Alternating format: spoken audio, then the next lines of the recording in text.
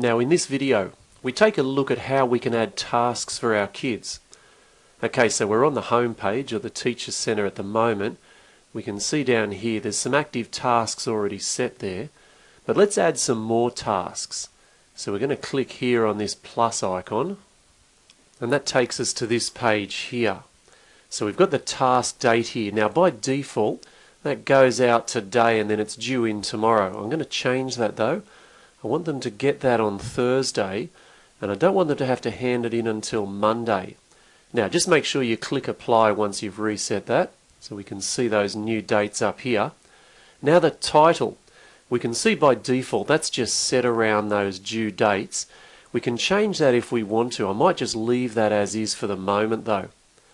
Now we've got this description box down here as well. You can add any details or instructions for your students to do with the task if you like. I won't be adding anything for this one, but many teachers find this quite handy. Now down here we've got a few check boxes that we'll have a look at. This first one, I really recommend that you have that one checked like I have there. Automatically email the task report when it falls due. Now this one's fantastic. This means that as soon as the task is due, you'll get automatically emailed to you, so straight in your inbox, a full report showing who's completed the task, anyone who's running late or hasn't done it yet, and their results. It saves you a whole lot of chasing up. Now we've also got this one here that you can check if you want. Lessons, diagnostics and question banks should be completed in the order listed. Now I'm actually not going to check that one because I'm happy for the kids to work through any lessons that I set for them in the order that they choose. But if you want them to follow on one from the other in the order that you've determined, tick that box. And then we've got this one here, hide year level of lessons and diagnostic tests from students. Now once again, I'm not going to check it for this task, but it's particularly handy if you've got a number of students or maybe a whole class who may be struggling with their work and you've got them working below their year level and you want to hide that year level on their task so that they don't get discouraged. Now down here is where we start to add details, and I'm actually going to add the lessons first. So we'll click here. Now I'm setting this task for my Year 7 class. So here in the Courses tab we'll choose Year 7. I'm going to be working from number and algebra and doing some work on percentages.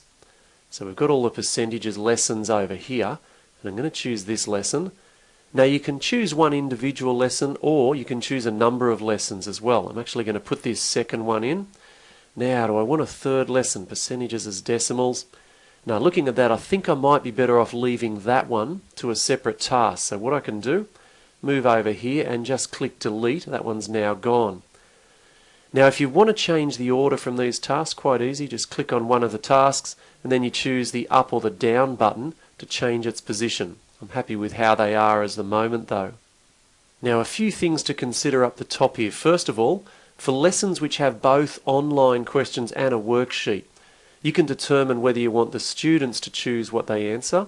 So in this case, I'm happy for the kids to choose whether they'd prefer to work from the worksheet or do the interactives, or you can actually determine that for them. So you can say no, they've got to choose the online questions or they've got to choose the worksheet. In this case though, I'm happy for them to make that choice. Now also another couple of things to consider here in terms of completing the task. First of all, do you want the students to attempt all the questions and reach their pass grade before it's marked as complete? Or are you happy enough just for the students to attempt all of the questions for them to have it marked as complete? Now I want them to reach their pass grade, so I'll leave that first one checked there. Now we've added our lessons. We've also got the option up here to add some diagnostics. So we can have a look down here. Once again, we'll choose Year 7. We've got all the different diagnostic tests listed here, so if you want to add one of them to a task, you're able to do that at this stage. Now we can add question banks as well. So if you've created any question banks, you're able to add them to a task as well. I'll just leave it at the lessons though for the moment.